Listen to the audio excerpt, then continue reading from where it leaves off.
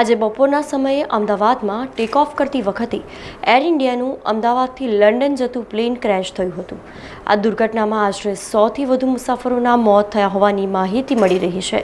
ત્યારે આ પ્લેનમાં વડોદરા શહેરના પણ કેટલાક નાગરિકો સવાર હોવાનું સામે આવતા TNN ન્યૂઝની ટીમ તેમના નિવાસસ્થાને પહોંચી હતી. અમદાવાદમાં જે પ્રકારે પ્લેન ક્રેશ દુર્ઘટના બની છે, આ દુર્ઘટના ખૂબ જ મોટી દુર્ઘટના છે અને સમગ્ર ગુજરાતભરના જેટલા પણ રેસ્ક્યુ કરનારા આસપાસના શહેર જિલ્લાના કર્મચારીઓ છે તેમને ત્યાં અમદાવાદ ખાતે બોલાવવામાં આવ્યા છે મદદ માટે, રેસ્ક્યુની કામગીરી માટે.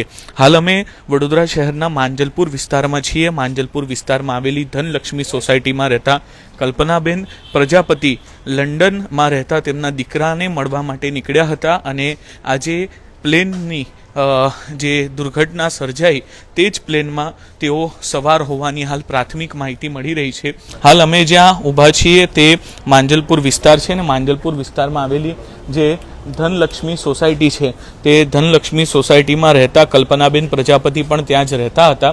તેમના પડોશી આપણી સાથે છે, તેમની સાથે વાત કરીશું. પરેશભાઈ, કલ્પનાબેન લંડન તેમના દીકરાને મળવા માટે આજ ફ્લાઇટમાં ગયા હતા તેવી માહિતી છે. આપની પાસે શું માહિતી છે? સવારે મને જતાં જતાં મળ્યા કલ્પનાબેન અને એવું કીધું કે પરેશ સર જોતા રહેજો ઘર. મેં સારું, ચોક્કસ. એટલે એમના બાબો ત્યાં છે લંડનમાં, એટલે એને મળવા માટે ગયા છે. એ લંડન કોણ કોણ એમની સાથે ગયું હતું? અને એકલા જ ગયા હતા. એકલા છોડવા કોણ કોણ ગયું હતું? અહીંથી એમના હસબન્ડ છે, એમના રિલેટિવ્સ છે, ફ્રેન્ડ્સ હશે, એ લોકો ગયા. એમની કોઈ માહિતી મળી છે? એમની શું સ્થિતિ છે? ક્યાં દુર્ઘટના છે હવે ચોક્કસ માહિતી નથી મળી, પણ એ લગભગ હોસ્પિટલમાં હશે.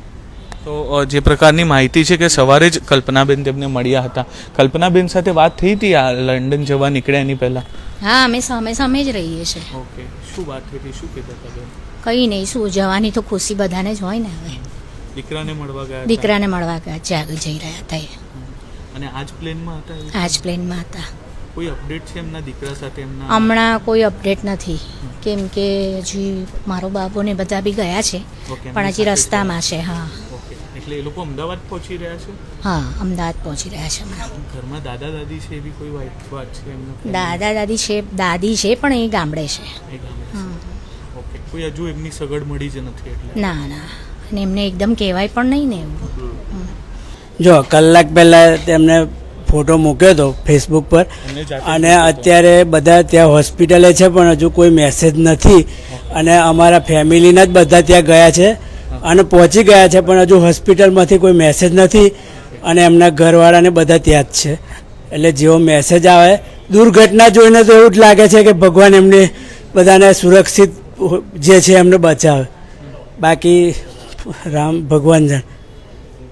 એક કલાક પહેલા આપ જોઈ શકો છો કે કલ્પનાબેનના પરિવારજન છે અને કલ્પનાબેને તેમનું સ્ટેટસ મૂક્યું હતું અને આ ફોટો જોઈને પરિવારજનોમાં ચિંતા છે ને એટલે જ તેઓ દોડીને તેમના ઘરે પહોંચી રહ્યા છે. અને કોમ્પ્લેક્સના બી 5-6 ગાડી ગઈ છે, બધી ગાડી ત્યાં ગઈ છે અને બધા ત્યાં હોસ્પિટલે જ છે અત્યારે. એટલે પાડોશીઓ પણ ત્યાં પહોંચ્યા છે ને પાડોશીઓને પણ ચિંતા છે. એક જે તેમનો દીકરો છે તે લંડનમાં હતો અને બીજો દીકરો તેમની સાથે રહેતો હતો અને તેમના પતિ અને દીકરાની સાથે તેઓ લંડન જવાની જે ફ્લાઇટ હતી તે સ્થળ એટલે કે વિમાન મથક સુધી પહોંચ્યા અને પછી આ દુર્ઘટનાની ખબર પડતા તેમના આજુબાજુના જે પડોશીઓ છે તે પણ તેમની સગડ મળે તેની માટે ત્યાં હોસ્પિટલ ખાતે પહોંચી ચૂક્યા છે, પરંતુ હજુ હોસ્પિટલથી કોઈ અપડેટ મળી નથી. 1 કલાક પહેલા ખુદ કલ્પનાબેને તેમના સોશિયલ મીડિયા પ્લેટફોર્મ પર આ ફોટો મૂક્યો હતો કે તેઓ લંડન જવા માટે નીકળી રહ્યા છે. અને પ્રજાપતિ કલ્પનાબેન, કેટલા વર્ષોથી આ પ્રજાપતિ ફેમિલી અહીં રહેતો હતો? અહીંયા તો વર્ષોથી જ છે. એમનો બાબો ત્યાં 2-2.5 વર્ષથી છે અને એમની જોડે બી મારો બાબો છે. હા, એટલે મળવા જતા હતા, એમને વિઝા મળ્યા, 1.5 મહિના માટે મળ્યા છે ટિકિટ લઈને. પણ આ પહેલી વાર એટલા ખુશ હતા અને આવું પ્લેન ક્રેશ થયું છે.